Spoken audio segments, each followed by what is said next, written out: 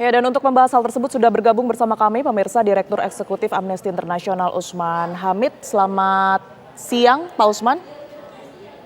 Selamat siang. Baik, Pak Usman, tentu Anda sudah mendengar cuplikan berita sebelumnya. Jika kita melihat kasus dari adanya warga Aceh yang kemudian diduga dianiaya oleh anggota TNI hingga meninggal dunia, apa yang perlu disoroti dari kasus ini, Pak Usman? Ya, saya sependapat dengan pandangan-pandangan warga masyarakat yang mengatakan bahwa peristiwa ini mencerminkan bentuk arogansi dari anggota TNI, khususnya yang terlibat di dalam peristiwa penculikan, penyiksaan, dan pembunuhan terhadap Imam Mashkur. Yang kedua, di dalam pengalaman-pengalaman sebelumnya, banyak sekali kasus ini terjadi, tetapi tidak pernah dihukum secara benar, secara adil. Dan salah satu penyebab kendalanya adalah karena masih adanya Undang-Undang Peradilan Militer. Nah, seharusnya Undang-Undang Peradilan Militer ini direvisi. Dan itu adalah amanat dari TAP MPR nomor tahun 2000 dan Undang-Undang TNI di tahun 2004. Di mana anggota TNI yang terlibat pelanggaran hukum pidana umum harus tunduk pada peradilan umum. Dan anggota TNI yang melakukan pelanggaran hukum militer tunduk pada peradilan militer. Nah, peristiwa ini terjadi di lingkungan masyarakat umum. Siapapun, anggota TNI, anggota polisi, aparat sipil negara, atau pegawai negeri, atau warga sipil biasa, kalau melakukan tindak pidana umum di lingkungan masyarakat umum, harus tunduk pada hukum yang sama, yaitu hukum pidana umum, KUHP, bukan dengan hukumnya sendiri. Begitu pula dalam kasus korupsi. Kalau ada anggota TNI, warga masyarakat, aparatur sipil negara terindikasi korupsi, maka hukumnya sama Undang-Undang Pemberantasan Korupsi dan diproses lewat KPK misalnya, bukan lewat mekanisme TNI sendiri gitu. Nah, ini yang saya kira harusnya dikesampingkan karena dalam azas-azas hukum, hukum yang lebih tinggi itu mengesampingkan hukum yang rendah. Dalam hukum yang lebih tinggi konstitusi, setiap warga masyarakat itu setara kedudukannya di hadapan hukum. Hukum yang lebih baru mengesampingkan hukum yang lama. Undang-Undang TNI tahun 2004, Undang-Undang Peradilan Militer tahun 97. Nah, undang-undang yang baru itulah yang lebih berlaku. Nah, sayangnya ini kurang mendapat perhatian dari pemerintah dan DPR. Seharusnya ini menjadi peristiwa terakhir untuk kemudian DPR membentuk panitia khusus yang terdiri dari Komisi 1 dan Komisi 3 untuk segera mempercepat amandemen terhadap Undang-Undang Nomor 31 Tahun 97 tentang peradilan militer dan memastikan bahwa proses hukum yang dilakukan oleh aparat penegak hukum berjalan dengan baik. Seharusnya perkara ini diselesaikan ke wilayah jurisdiksi peradilan umum, polisi yang melakukan tugasnya, jaksa yang melakukan tugasnya, lalu diajukan ke hakim, dan kita berharap polisi, jaksa, hakim yang bekerja adalah orang-orang yang punya integritas dan independen, serta berani di dalam menghukum orang-orang yang terlibat di dalam peristiwa penculikan, penyiksaan, dan pembunuhan yang sangat merendahkan martabat manusia ini. Pak Usman, kekhawatiran apa yang muncul kalau penanganan ini nantinya dilimpahkan atau ditangani oleh pengadilan militer? Seringkali ada pemakluman, seringkali ada upaya menutupi, atau ada upaya untuk menyangkal. Saya ambil contoh misalnya pembunuhan terhadap pendeta Yeremia Zanambani di Papua. Pendeta ini sedang mencari dua keponakannya yang menurut kabar dari masyarakat ditangkap oleh anggota TNI. Ia mendatangi pos TNI berkali-kali, sampai ia sendiri akhirnya disiksa dan dibunuh. Pada mulanya, laporan TNI setempat menyimpulkan bahwa pelaku pembunuhan pendeta Yeremia Zanambani bukanlah anggota TNI, melainkan anggota TPNPB OPM. Setelah itu ramai di masyarakat, setelah pemerintah khususnya Menko Polhukam membentuk tim gabungan pencari fakta, baru kemudian mereka mengakui bahwa laporan itu bohong. Dan ternyata yang terlibat di dalam pembunuhan itu adalah anggota TNI.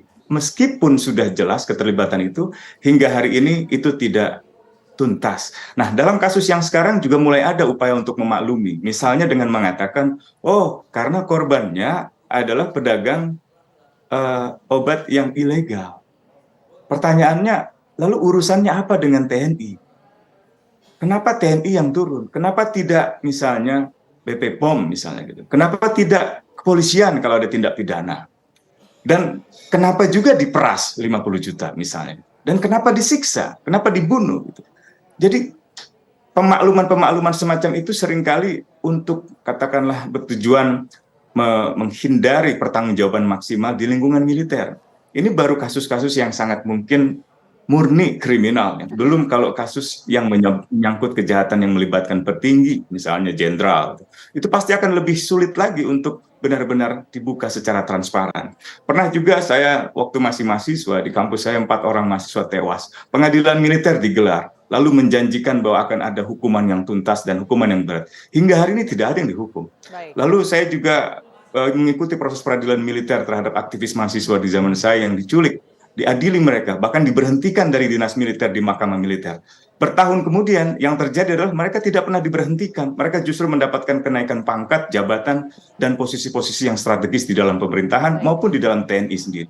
Ini yang harusnya dicabut duri-duri ini dari dalam TNI. Karena ini merusak, menciderai, mencoreng nama TNI gitu. Saya kira tidak boleh lagi dicampur adukan antara tanggung jawab instansi TNI dengan tanggung jawab individu TNI. Pak Usman, selain kekhawatiran yang tadi sempat Anda sebutkan mengenai penanganan jika ini ditangani oleh pengadilan militer begitu ya, kasus ini kan bukan yang pertama kali terjadi begitu ya, sorotan mengenai arogansi oleh anggota TNI kepada warga sipil. Sebenarnya kalau kita berbicara mengenai institusi, apa yang perlu dibenahi?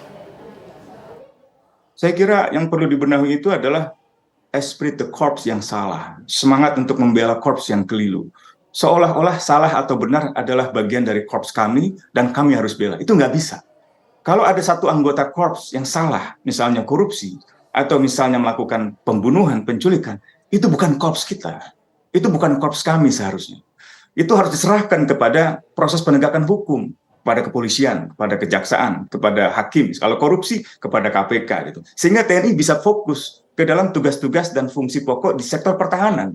Memikirkan tentang ancaman pertahanan di perbatasan, memikirkan tentang geopolitik strategis, persaingan antara Tiongkok, Australia misalnya, dan Amerika di dalam Pasifik atau di wilayah lainnya, memikirkan tentang alutsista, memikirkan pendidikan, memikirkan kesejahteraan prajurit, memikirkan tugas-tugas yang lebih pokok, bukan mengurusi misalnya katakanlah, oh ini ada pedagang obat ilegal, oh ini ada urusan lain di dalam masyarakat yang harus diurus oleh TNI. Itu bukan tugas TNI, terlalu kecil tugas itu.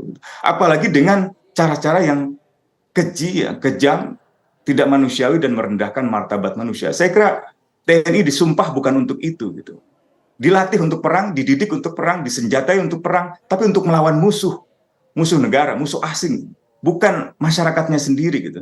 Saya kira benar tadi seperti sebelumnya dikatakan, ini bukan yang pertama kali terjadi. Dalam tahun terakhir ini ada setidaknya dalam catatan Amnesty itu ada 105 kasus perlakuan yang kejam, tidak manusiawi dan merendahkan martabat manusia. Ada 171 korban, ada 15 kasus yang melibatkan anggota TNI. Belum lagi kasus-kasus yang misalnya menunjukkan arogansi TNI dengan menyerang kantor polisi di Polsek Ciracas misalnya, atau belum lama di Polrestabes Medan ada warga sipil ya dianggap sebagai mafia tanah ditangkap polisi, lalu anggota TNI mendatangi polisi meminta itu dilepaskan.